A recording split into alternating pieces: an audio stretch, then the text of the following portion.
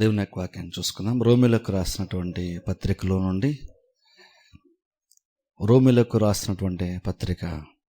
11వ అధ్యాయము 33-34 వచనాలు నేను చదువుతాను, మీరు బైబిల్లో ఫాలో అవ్వండి. రోమిలకు రాసినటువంటి పత్రిక 11వ అధ్యాయము 33-34 వచనాలు నేను చదువుతాను.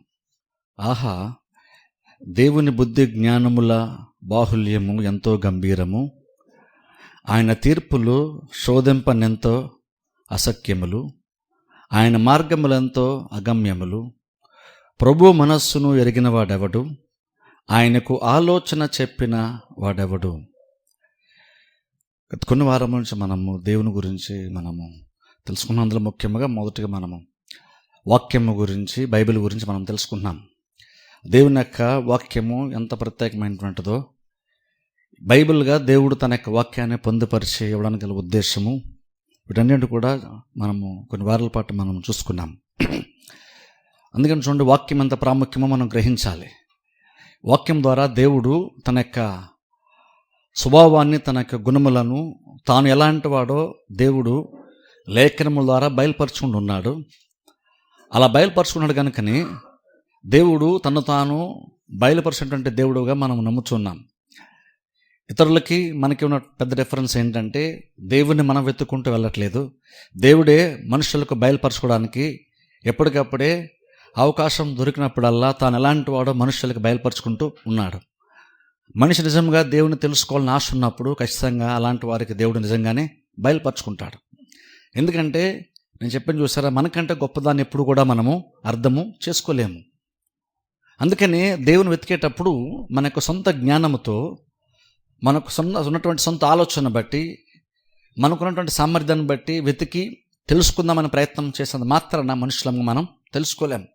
అందుకనే చూడండి, ప్రపంచంలో ఇన్ని రకాల దేవుళ్ళు కానప్పటికి కూడా దేవుళ్ళకి ఎందుకు చాలా మందిని చాలా వాటిని పూజిస్తారంటే, వాళ్ళు వెతికే ప్రయత్నం చేసి, నేను అనుకుంటాను బహుశా వాళ్ళు ఇంకా వేసారిపోయి ఏదో ఒక దాన్ని దేవుడిగా చేసుకుని వాళ్ళు పూజించడం బహుశా స్టార్ట్ చేస్తున్నారేమో. అందుకని ఇన్ని రకాలైనటువంటి దేవుళ్ళుగా చాలా ప్రపంచం మొత్తం ఉంటూ ఉంటాయి. కారణం ఏంటంటే, నిజంగా వాళ్ళు ఏదైతే దేవునిగా పెట్టుకున్నారో, వాళ్ళు ఏదైతే ఆ దేవుడు కనుక గుడి కట్టారో, వాళ్ళు కట్టినంత మాత్రాన ఆ దేవుని వాళ్ళు చూశారని కానీ, ఆ దేవుడు వాళ్ళకి బయలుపరచుకున్నాడు కాబట్టి వాళ్ళు పూజించడం స్టార్ట్ చేశారు, మందిరాన్ని కట్టారని కాదు. మనం చూడు, ఏథెన్స్ పట్టణంలో తెలియబడినటువంటి దేవునికి అని ఒక బలిపీఠం కట్టబడడం పౌలు చూశాడు. అంటే అర్థం ఏంటంటే, దేవుడు ఎవరు ఇంకా వాళ్ళకి తెలియదు, కానీ ఇంకను తెలియకుండానే ఎవరో ఒక దేవుడిని వాళ్ళు ఊహించుకొని మందిరాన్ని కట్టారు. అంటే అర్థం ఏంటంటే, ఈ రోజుల్లో చాలామంది దైవములుగా చాలా వాటిని, వస్తువులనే కానీ, లేదా సృష్టినే కానీ, లేదా మనుషులనే కానీ ఎందుకు మనిషి పూజిస్తున్నాడంటే, మనుషులు ఏంటి వాళ్ళు ఏం చేస్తారంటే వాళ్ళ జ్ఞానాన్ని బట్టి ప్రయత్నం చేస్తున్నారు. అలా ప్రయత్నం చేసినప్పుడు వాళ్ళు ఎప్పుడైతే ఖచ్చితంగా వాళ్ళు ఫెయిల్ అవుతున్నారో, ఆ విసుగు చెందినటువంటి ఆ స్థితిలో, కానీ దేవుడు ఖచ్చితంగా కావాలి, కానీ ఆ విసుగుదల చెంది నిరుత్సాహం వచ్చే నిస్పృహలో ఏదో ఒక దాన్ని దేవుడిగా పెట్టుకొని వాళ్ళు పూజించేసి వాళ్ళు ఏంటంటే అదొక రకమైనటువంటి సాటిస్ఫాక్షన్ మనుషులు పొందుతున్నారు. కానీ ఇంకను వాళ్ళు దేవుడు కానటువంటి దాన్ని వాళ్ళు దైవంగా సేవించినా సరే, పూజించినా సరే, నిజమైన దేవుడిని తెలుసుకున్నంత వరకు లోటు అలాగనే ఉంటుంది. అందుకని ఏథెన్స్ పట్టణంలో అన్ని దేవాలయాలు ఉన్నాయి, కానీ ఇంకను మరొక గుడిని వాళ్ళు కట్టారు. తెలియబడినటువంటి దేవునికి అని వాళ్ళు బలిపీఠాన్ని కట్టి తెలియకుండానే ఒక దేవుని వాళ్ళు ఊహించుకుంటూ పూజించడం స్టార్ట్ చేశారు. అదేం చెప్తుందంటే, మనిషి ఖచ్చితంగా దేవుడు లేకుండా మనిషి బతలేడని చెప్తుంది. మనిషి హృదయంలో ఎక్కడో దగ్గర ఖచ్చితంగా దేవుడు ఉన్నాడు అనేటువంటి ఒక స్వరం ఖచ్చితంగా మనిషికి వినబడుతూనే ఉంటుంది. అది కేకలేస్తూనే ఉంటుంది. అది సాటిస్ఫై అవనంత వరకు, నేను దేవుణ్ణి కనుగొన్నాను అని అనిపించినంత వరకు కూడా మనిషి వెతుకుతూనే ఉంటాడు. దేన్ని పడితే దాన్ని దేవుడుగా చేసుకొని పూజిస్తూనే ఉంటారు. క్రిస్టియానిటీలో ఉన్నటువంటి గొప్ప ప్రత్యేకత ఏంటంటే, ఒకసారి యేసుక్రీస్తు నమ్మిన తర్వాత, ఆ యేసుక్రీస్తు నిజమైన దేవుడిని అర్థం చేసుకున్న తర్వాత వేరే దేవుడు ఉన్నాడేమో అనేటువంటి అసంతృప్తి కానీ, లేదా ఇంకొక దేవుడు ఎవరైనా ఉన్నాడేమో, మనం మిస్ అయిపోయామో అనేటువంటి భయం కానీ క్రిస్టియన్స్కి ఉండదు. ఎందుకంటే యేసుక్రీస్తు నమ్మిన తర్వాత ఆటోమేటిక్గా మనకు తెలిసిపోయినటువంటి విషయం ఏంటంటే, నిజమైన దేవుడు నేను కనుగొన్నాను, ఈయన తప్ప వేరే దేవుడు లేడు అని అందుకే మనం అంటాం. ఇప్పుడు సువార్త చెప్పేటప్పుడు యేసుక్రీస్తు తప్ప వేరే దేవుడు లేడు అని అంటున్నప్పుడు చాలామంది అనుకుంటారంటే, వీళ్ళు ఎప్పుడు వాళ్ళ దేవుడే గొప్పడు అని మిగిలిన వాళ్ళని తక్కువ చేస్తున్నారు అనుకుంటారు. కానీ ఒక క్రైస్తవుడిగా, రూఢిగా ఒక క్రైస్తవుడు నమ్మినటువంటి ఒక విషయం ఏంటంటే, యేసుక్రీస్తు దగ్గరకు వచ్చి యేసుక్రీస్తుని తెలుసుకున్న తర్వాత లోపల చాలా బలంగా తెలిసినటువంటి విషయం ఏంటంటే ఆయన తప్ప వేరే వాడు లేడనేటువంటి ఒక నమ్మకం ఆటోమేటిక్గా వాళ్ళకి వచ్చేస్తుంది.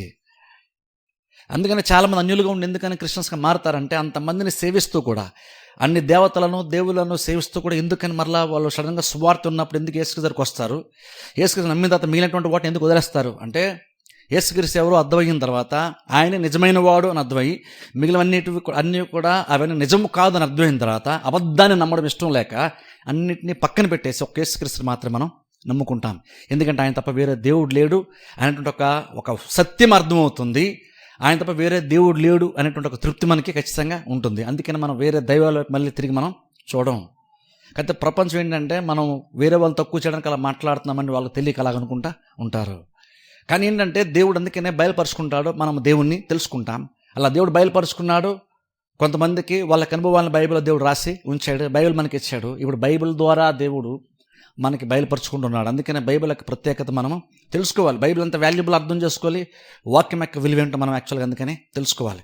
ఈ రోజున చూడండి, నిజంగా దేవుని గురించి కొన్ని విషయాలు ఈ రోజున చెప్తాను. దేవుని గురించి అంటే స్పెసిఫిక్గా వాక్యంలోనికి వెళ్ళి ఎక్కువగా దేవుని గురించి కాదు, కానీ దేవుని తెలుసుకోవడానికి మునుపు అసలు ఫస్ట్ ఆఫ్ ఆల్ నిజంగా దేవుడు అన్నవాడు ఉన్నాడన్న విషయం మనం అర్థం చేసుకోవడం చాలా చాలా ఇంపార్టెంట్. అన్ని క్లుప్తం కొన్ని జస్ట్ జనరల్గా బయట కొంతమందికి ఉండేటువంటి ఆలోచనలు కూడా కొన్ని మెన్షన్ చేస్తూ కొన్ని విషయాలు బైబిల్ నుండి కొన్ని విషయాలు తీసి నేను ఈ రోజున కొన్ని విషయాలు దేవుని గురించి మాట్లాడతాను. ఇప్పుడు చూడండి, నిజంగా దేవుని తెలుసుకున్నటువంటి విషయంలో మనం విషయం గుర్తుపెట్టలేదు. ఎప్పుడు కూడా దేవుని తెలుసుకోవడానికి స్టార్ట్ చేసే ముందు ఒక విషయం ఇప్పుడు మైండ్లో పెట్టుకోలేదు. ఏంటంటే మనం ఎవరి గురించి తెలుసుకోవడానికి ప్రయత్నం చేస్తున్నాము, ఆయన మనకంటే చాలా అద్భుతమైనటువంటి వాడు, చాలా గొప్పవాడు, అపారమైనటువంటి వాడు అనే విషయాన్ని గుర్తుపెట్టుకొని అది మనసులో పెట్టుకొని అప్పుడు మనం దేవుణ్ణి తెలిసిన ప్రయత్నం మనం చేయాలి. ఎందుకంటే నువ్వు ఎవరినైతే తెలుసుకోవడానికి ప్రయత్నం చేస్తున్నావు, ఫస్ట్ ఆఫ్ ఆల్ బేసిక్గా ఆయన యొక్క స్వభావం ఏంటి, ఆయన ఎలాంటి వాడు, ఎలాంటి లక్షణము, ఎలాంటి సామర్థ్యము గల వాణిని మనము తెలుసుకోవడానికి ప్రయత్నం చేస్తున్నామో కూడా దృష్టిలో పెట్టుకొని అప్పుడు మనము దేవుని అర్థం చేసుకోవడానికి ప్రయత్నం చేయాలి. ఎందుకంటే మనం దేవుని తెలుసుకుందాము అన్నామంటే ఏదో ఒక మనిషిని తెలుసుకున్నట్లుగా, ఏదో ఒక టెక్నాలజీనో ఏదో ఒక విషయాన్ని తెలుసుకోవడానికి ప్రయత్నం చేసినట్టుగా అప్రోచ్ అవ్వకూడదు. దేవుని తెలుసుకునేటప్పుడు యాక్చువల్గా ప్రతి మనిషి యొక్క మైండ్లో ఏముండాలంటే, ఆ దేవుడు నిజంగా నేను నిజంగా తెలుసుకోలేను, ఎందుకంటే ఆయన మనుషుల కంటే చాలా గొప్పవాడు, మనుషుల యొక్క మేధస్సుకు మించినటువంటి వాడు, మనిషి ఏదైతే స్టడీ చేసి అర్థం చేసుకోగలడో ఆ కెపాసిటీకి మించినటువంటి వాడు, అంటే మనిషి యొక్క అండర్స్టాండింగ్కి మించినటువంటి వాడు అని అర్థం చేసుకోవాలి. మనం దేవుని తెలుసుకున్నామంటే ఏదో మనకంటే తక్కువ మనం తెలుసుకున్నాం, స్టడీ చేసేస్తున్నాం. అందుకనే కొన్నిసార్లు వాక్యం వినిన తర్వాత లేదా ఇంకేదో కొన్ని ప్రసంగాలు వినేసిన తర్వాత నాకు దేవుడు ఎవరో తెలిసిపోయాడు అని అనుకోవడానికి వీలు లేదు. జీవితాంతము దేవుని తెలుసుకుంటూనే ఉంటాము. చూడండి, దేవుణ్ణి తెలుసుకోవడానికి మనిషి యొక్క ఒక జీవిత కాలం సరిపోదు. యాక్చువల్గా దేవుడు అంత గొప్పోడు. మనం నమ్మినటువంటి దేవుడు అంత ప్రత్యేకమైన అర్థం చేసుకోవాలి. మనం నమ్మినటువంటి దేవుడు ఇతర దేవుడు లాంటి కాదు, ఆయన నిజమైన వాడు అని మాత్రమే కాదు. నువ్వు ఒక్కసారి నిజమైన దేవుడు అని నమ్మి వచ్చినటువంటి ఆయన ఇప్పుడు ఎలాంటి వాడో, అసలు ఆయన సామర్థ్యం ఏంటి, ఆయన గొప్పతనం ఏంటి, అది అర్థం చేసుకోవడం చాలా చాలా ప్రాముఖ్యం.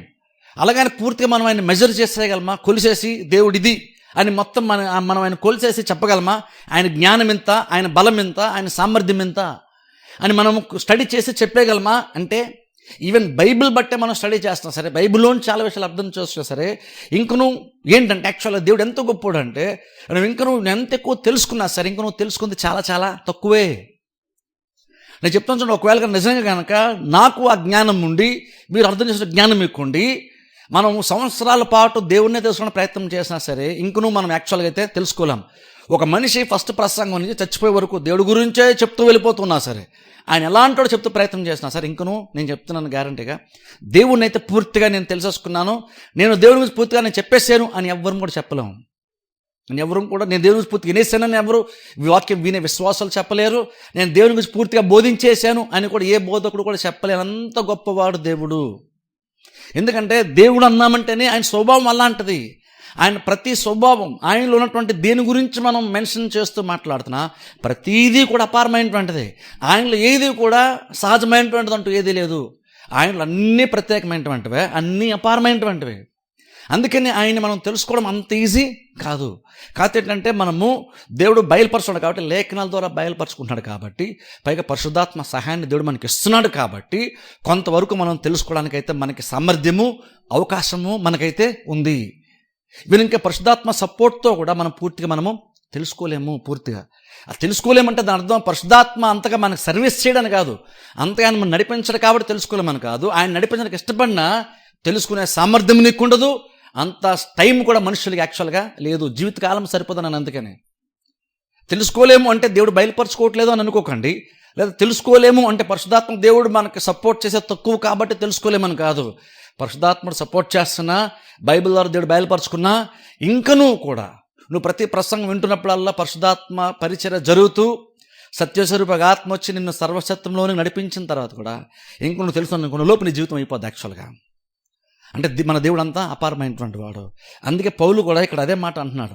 పౌలు చూడండి, రోమపత్రిక చాలా ప్రత్యేకమైంది. నేను చాలాసార్లు చెప్పాను చూస్తారా, రోమపత్రిక అంత ప్రత్యేకమైనది ఇంకోటి లేదు. నువ్వు రోమపత్రిక అర్థం చేసుకున్నావంటే నీకు బైబిల్ మొత్తం ఆల్మోస్ట్ ఆల్ బేసిక్ నువ్వు అర్థం చేసుకున్నట్టే.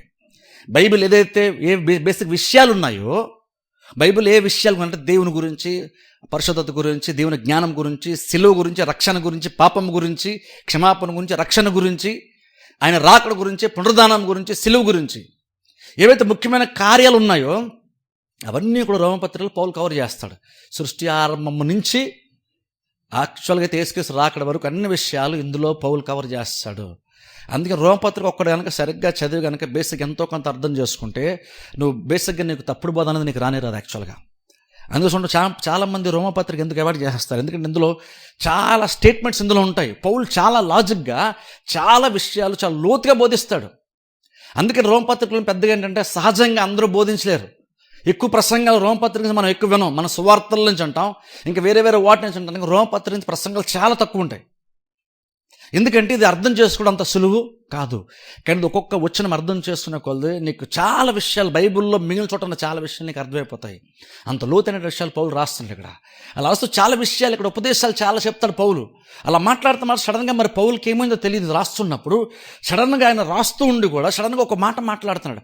ఆశ్చర్యంగా అద్భుతంగా ఒక విషయం చెప్తున్నాడు. చూడండి, అదే మరొకసారి ఇప్పుడు చదువుతాను, మీరు అర్థం ఇప్పుడు చదివితే మనకు కొంచెం క్లియర్ అర్థమవుతుంది. పౌలు అంటే చూడండి 33వ వచనంలో స్టార్ట్ చేస్తాను అన్నాడు, ఆహా అంటున్నాడు. సో సడన్గా మాట ఎందుకు పౌలు అన్నాడు ఒకసారి ఆలోచించండి. బేసిక్గా పౌలు ఇలాంటి మాటలు జనరల్ మాట్లాడు. పౌలు ఎంతసేపు డాక్టర్స్ కోసం మాట్లాడు, అంటే ఉపదేశాల కోసం మాట్లాడతాడు. పాపం అంటే ఇది, రక్షణ ఎలా వస్తుంది, లేదా శాపం ఎలాగా, యేసుక్రీస్తు ద్వారా వచ్చే రక్షణ ఎలాగని చాలా విషయాలు ఒక స్టేట్మెంట్ లాగా చెప్తాడు. ఉపదేశాల గురించి ఎక్కువ మాట్లాడతాడు, కానీ ఇందులో ఫీలింగ్స్ గురించి ఒక అద్భుతమైన ఎక్స్పీరియన్స్ కోసం పౌలు మాట్లాడు. యాక్చువల్గా అద్భుతాల కోసమో ఆశ్చర్యం కలిగించే విషయాల గురించి కంటే ఎక్కువగా ఉపదేశాల కోసం పౌలు మాట్లాడతాడు. అంత బేసిక్ ఏంటంటే ఇందులో లోతైనటువంటి ఉపదేశాలు, బోధలు ఎక్కువ ఇందులో ఉంటాయి. మరి అలాగ బోధ గురించి రాస్తూ సడన్గా ఓ పాయింట్కి వచ్చేసరికి మరి సడన్గా ఆయనకి రాస్తున్నటువంటి ఆయనకి మరి ఏమనిపించింది తెలియదు, సడన్గా ఆహా అని సడన్గా ఒక కూర్చో రాయడం స్టార్ట్ చేశాడు. ఆ రాస్తూ సడన్గా చూడండి దేవుని గురించి ఏమంటున్నాడంటే, ఆహా దేవుని బుద్ధి జ్ఞానముల బాహుల్యం అంటే రిచ్నెస్ అంటాం చూసారా, అంటే దేవుని బుద్ధి ఎంత రిచ్గా ఉంటుందో, దేవుని జ్ఞానం ఎంత గొప్పదో అని మాడుతూ ఎంతో గంభీరము, అది చాలా గొప్పది అంటున్నాడు. ఆయన తీర్పులు అంటున్నాడు.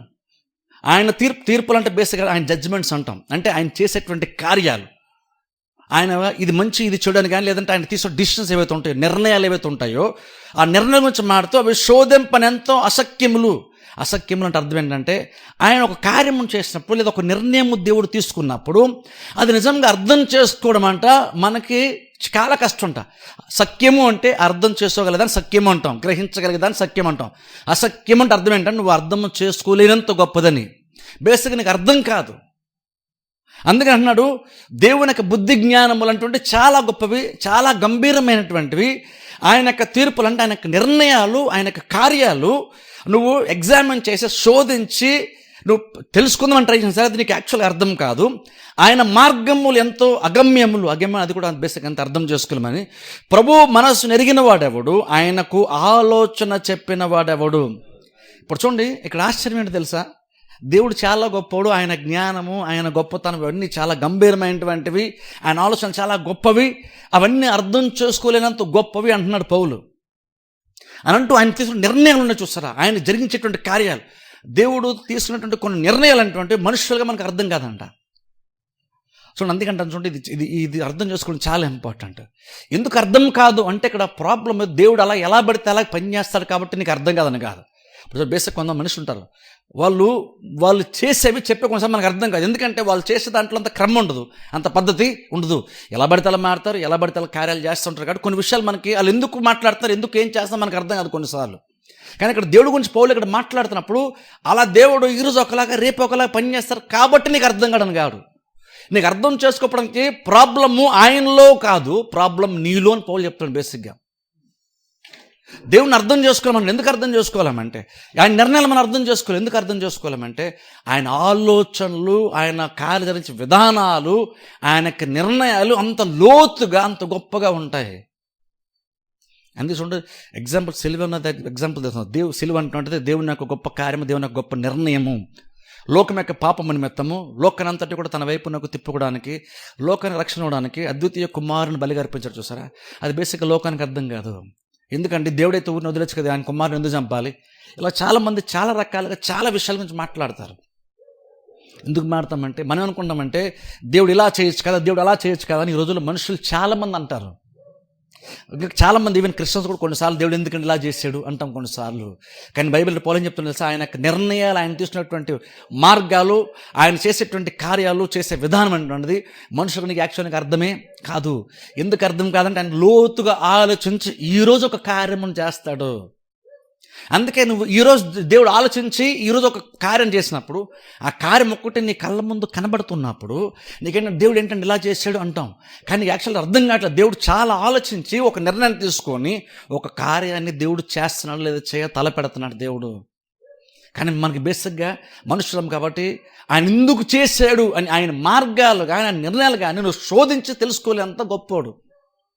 పైగా ఇంకా ఆశ్చర్య విషయం తెలుసా, ఆ మాట ఎవరు అంటున్నారంటే ఓటిని ఆషమాష బోధుడు అంటలేదు, పౌలు అంటున్నాడు ఆ మాట. ఇప్పుడు చూడండి, అందరికంటే ఎక్కువగా పౌలు ప్రసంగాలు చేస్తాడు. పౌలు చాలా లోతైన విషయాలు చెప్తాడు. ఎందుకంటే చెప్పేది రోమపత్రిక అంటే అసలు పౌలు చాలా లోతైన విషయాలు చెప్పాడు. పౌలుకున్నంత ప్రత్యక్షత జ్ఞానము బేసిక్గా అయితే ఎవరికి కూడా లేదు. అంత జ్ఞానం ఉండి అన్ని విషయాలు అంతగా అర్థం చేసేటువంటి పౌలు అంటున్నాడు ఈ మాట. మనం అనుకుంటాం ఏదైనా తెలుసుకోవాలంటే పౌలకు పత్రికలు వెళ్తే మనకి రెఫరెన్స్ పాయింట్ దొరుకుతుంది, మనం అర్థం చేసుకోవచ్చు అనుకుంటాం. మనం పౌలకు అన్నీ తెలుసు, పౌలకు అన్నీ అర్థమవుతున్నాయి కాబట్టి ఏదన్నా మనం డౌట్ ఉంటే పౌలు పత్రికలోకి వెళ్తే మనకు క్లారిటీ వచ్చేద్దండి అని మనం అనుకుంటాం.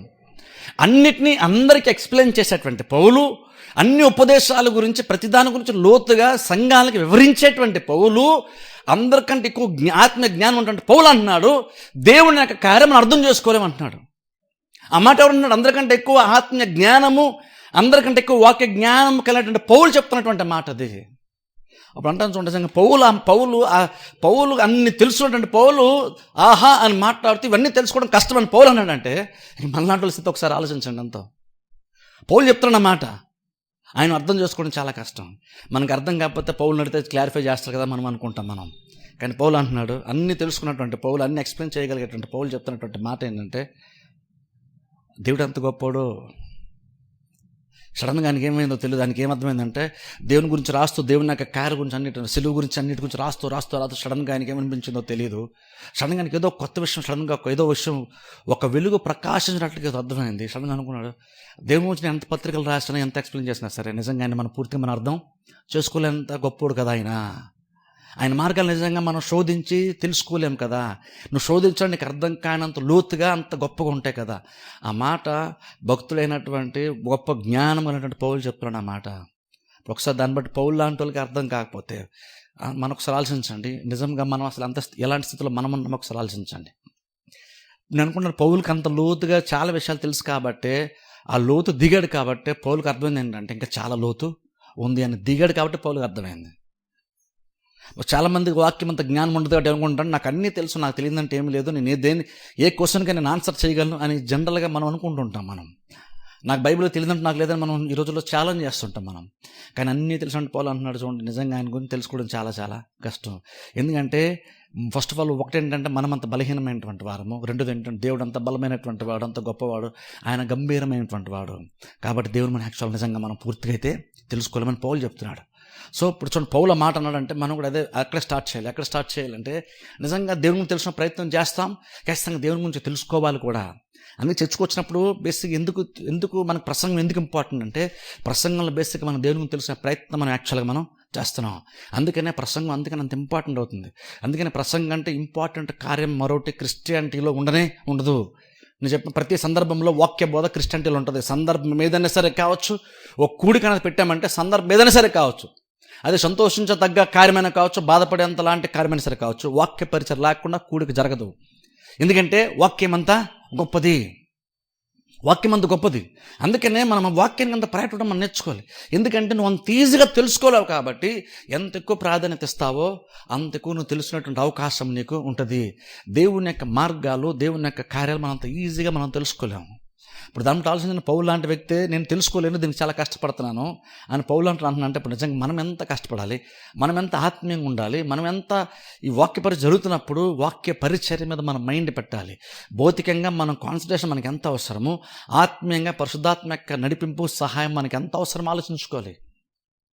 ఎందుకంటే వాక్య పరిచయం అంటే ఊరిని ఒక సాధారణ ఊరినే మనుషులకు తగినటువంటి, మనుషులకు తెలిసినటువంటి, మనుషులకు పరిధిలో ఉన్నటువంటి కార్యాలు కూర్చున్న బోధ కాదు వాక్య పరిచయం అంటది. వాక్య పరిచయం బేసిక్గా ఏ ఫ్రేమ్లో జరుగుతుందంటే మనిషి యొక్క జ్ఞానానికి మించినటువంటి ఒక దాని గురించినటువంటి బోధ జరుగుతుంది. బేసిక్గా వాక్య పరిచయం అంటే అది. అందుకే నువ్వు టైం పాస్ కూర్చునేదో 4 మాటలేదో చెప్పుకొని వెళ్ళిపోవడానికి ఇది కాదు. ఓ సరదా నవ్వుకోవడానికి కూడా చేసేటువంటి కార్యాలు కూడా యాక్చువల్గా ఇది కాదు. వాక్య పరిచయం అంటే సీరియస్ అయినటువంటి ఒక కార్యం, ఇది ప్రాముఖ్యమైనటువంటి ఒక కార్యం. ఇందులో బేసిక్గా వాక్య పరిచయం స్టార్ట్ చేసామంటే అర్థం ఏంటంటే, బేసిక్గా నేను నిలబడి వాక్యం చెప్పే ప్రయత్నం చేస్తానంటేనే బేసిక్ అర్థం ఏంటంటే నాకు మీకు అంతగా అర్థం కానటువంటి ఒక విషయాన్ని తెలుసుకోవడానికి మనం ప్రయత్నం చేస్తున్నాం. మనం అన్నీ తెలిసేసుకున్న వాటిని తెలుసుకోవడానికి ప్రయత్నం చేయట్లేదు, మనకు అన్నీ అర్థమైపోయే దాన్ని తెలుసుకునే ప్రయత్నం చేయట్లేదు. బేసిక్ వాక్యం యొక్క అప్రోచ్ ఏంటంటే మనకు నార్మల్గా తెలియనటువంటి దాన్ని, నార్మల్గా మన జ్ఞానానికి అర్థం కానటువంటి ఒక దాన్ని తెలుసుకోవడానికి మనం ప్రయత్నము చేస్తున్నాం. అందుకు కూడుకుంటున్నాం. మాకేంటో తెలియదు కానీ మాకు తెలియనటువంటి దాన్ని తెలుసుకోవడానికి ప్రయత్నం చేస్తున్నాం. అందుకని మనం కూడుకుంటున్నాం. నేను అందుకే నిలబడుతున్నాను, అందుకే చెప్తున్నాను, మీరు అందుకని తెలిసిన ప్రయత్నం చేస్తున్నారు. అందుకని మీరన్నా నేనైనా సరే బేసిక్గా మన పరిశుద్ధాత్మ మీద డిపెండ్ అవ్వాలి. ఎందుకంటే నువ్వెంత జ్ఞానవంతుడైనా సరే కావచ్చు, దేవుని జ్ఞానం ముందు మన జ్ఞానం పనికిరాదు. నువ్వెంత గొప్పడైనా సరే కావచ్చు, దేవుని గొప్పతనం ముందు మన గొప్పతనం అసలు ఏమీ కూడా కాదు. అలాంటప్పుడు అలాంటి దేవుని తెలుసుకోవడానికి వస్తున్నప్పుడు వాక్య పరిచయం మీద, వాక్య పరిచయం అంత ఇంపార్టెంటో మనం పరిగణించాలి. అందుకే చూడండి, అందుకని వాక్యం కొన్నిసార్లు వింటున్నప్పుడు నిజంగా కొన్ని విషయాలు తెలుసుకున్నప్పుడు చాలా ఎక్సైట్మెంట్ మనం ఫీల్ అవ్వాలి. వాళ్ళు నిజంగా కనుక వాక్య పరిచయం నిజంగా నీకు ఎక్సైట్మెంట్ ఇస్తేనే, వాక్య పరిచయం నీకు ఆశ్చర్యాన్ని కలిగిస్తేనే నిజంగా నువ్వు వాక్యాన్ని తెలుసుకుంటాను అర్థం. ఎందుకంటే బేసిక్గా వాక్యంలో నేచర్ ఉంది. ఏంటి నేచర్ అంటే ఆశ్చర్యమైన సంగతులు ఇందులో ఉన్నాయి. ధర్మశాస్త్ర గ్రంథంలోని ఆశ్చర్యమైన సంగతులు చూసినట్టు నా కన్నులు తెరమని భక్తులు ప్రార్థన చేశాడు. అంటే అర్థం ఏంటంటే బేసిక్గా నీ కళ్ళకి అర్థం కాంది, నీ మైండ్ అర్థం చేసుకోలేని విషయాలు ఇందులో ఉన్నాయి. అందుకే నేను వాక్యం పరిచయం జరుగుతున్నప్పుడు వాక్యం అర్థం చేసుకున్నామంటే అది లోపల తెలియని ఎక్సైట్మెంట్ వచ్చేయాలి. ఒక క్రికెట్ మ్యాచ్ చూస్తే చూడండి, ఇండియా గెలిచినప్పుడు, లేదంటే మంచి క్రికెట్ ప్లేయరు ఒక 6 కొడితేనో, లేదా వరుసకు ఒక 6 6 వరుస కొట్టేస్తే ఎంత ఎక్సైట్మెంట్ ఫీల్ అవుతుంది స్టేడియంలోని. క్రికెట్ని ప్రేమించేటువంటి వాళ్ళు ఒక ధోని లాంటి వాళ్ళు ఒక ఓవర్ వరుసగా 6 6 వేసేస్తే ఎంత ఎక్సైట్మెంట్ ఫీల్ అవుతారు. నంటం చర్చకొచ్చిన ఒక బిలీవర్ వాక్యం ఉంటేప్పుడు నిజంగా వాక్యం యొక్క గొప్పతనం నీకు అర్థమైతే, నిజంగా వాక్య పరిచర్య మాత్రమే జరిగితే అంత ఎక్సైట్మెంట్ క్రిస్టియన్ కూడా యాక్చువల్గా రావాలి. అలా ఎక్సైట్మెంట్ రావట్లేదంటే బహుశా నువ్వు వాక్యాన్ని సరిగ్గా వినట్లేదు, లేదా సరిగ్గా బోధించకుండా ఉండాలి బహుశా. కానీ బేసిక్గా వాక్య పరిచయం సరిగ్గా కనుక జరిగితే, వాక్య పరిచయం దేవునికి సపోర్ట్తో జరిగితే ఖచ్చితంగా చెప్పేవాళ్ళకి కానీ వినేవాళ్ళకి కానీ ఖచ్చితంగా ఎక్సైట్మెంట్ ఖచ్చితంగా ఉంటుంది. అందులో చూడండి, ఒకసారి యేసుక్రీస్తు వాక్యం లోకాసు వార్తలు ఉంటుంది.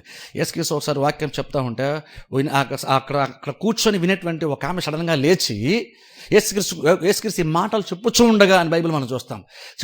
ఆమె లేచి ఏమంటుంది తెలుసా, నిన్ను మోసిన గర్భము, నీవు కుడిచిన స్తనములు ఎంతో ధన్యములు ఉంది. ఏ సందర్భంలో ఉందా మాట? నువ్వు మోసినటువంటి గర్భము, నువ్వు కుడిచినటువంటి స్తనములు ఎంతో ధన్యములు ఉంది. ఎందుకన్నా మాట అంటే బైబిల్ చెప్తున్న మాట. ఏ సందర్భంలో ఆ మాట ఉందంటే యేసుక్రీస్తు వాక్యం చెప్తూ ఉన్నప్పుడు అందా ఆమె ఆ మాట. వాక్యం అద్భుతం జరుగుతున్నప్పుడు అనలేదు ఆ మాట, వాక్యం చెప్తున్నప్పుడు అంది. నేను అనుకుంటున్నా ఆమె అంత ఎక్సైట్మెంట్ ఎందుకు ఫీల్ అయింది ఖచ్చితంగా అనుకుంటున్నా. ఆయన వాక్యం చెప్తున్నప్పుడు ఆమెకు అంత ఎక్సైట్మెంట్ వచ్చేసింది.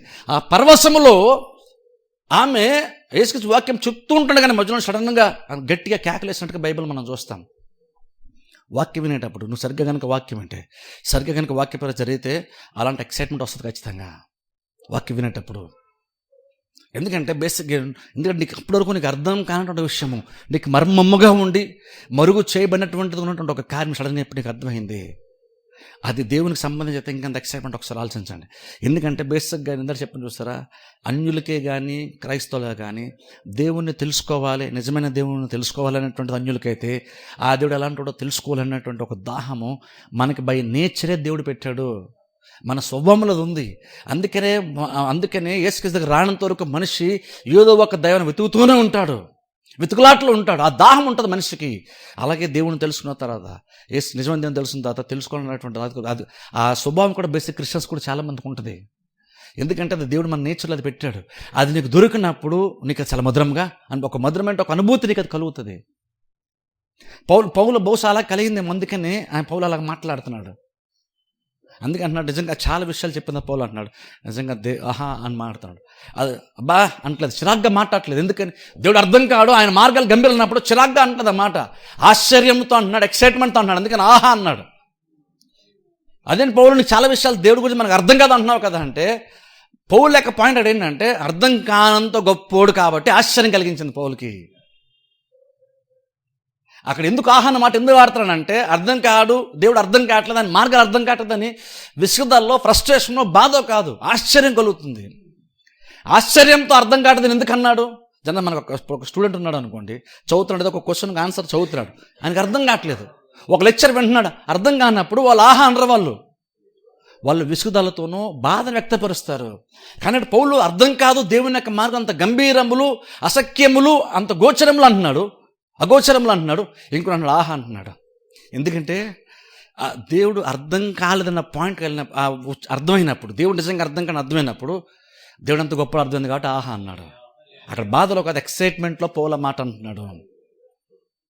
అంటే దేవుని అర్థం చేసుకునేంత గొప్పోడు, ఇదంత అద్భుతం. నిజంగా దేవుని అర్థం చేసుకునేంత గొప్పడు మన దేవుడు, ఆయన మార్గాలు అర్థం చేసుకునేంత గొప్పడు మన దేవుడు అని అర్థమైనప్పుడు ఆహా అని పౌలు ఇక్కడ మాట్లాడుతున్నాడు.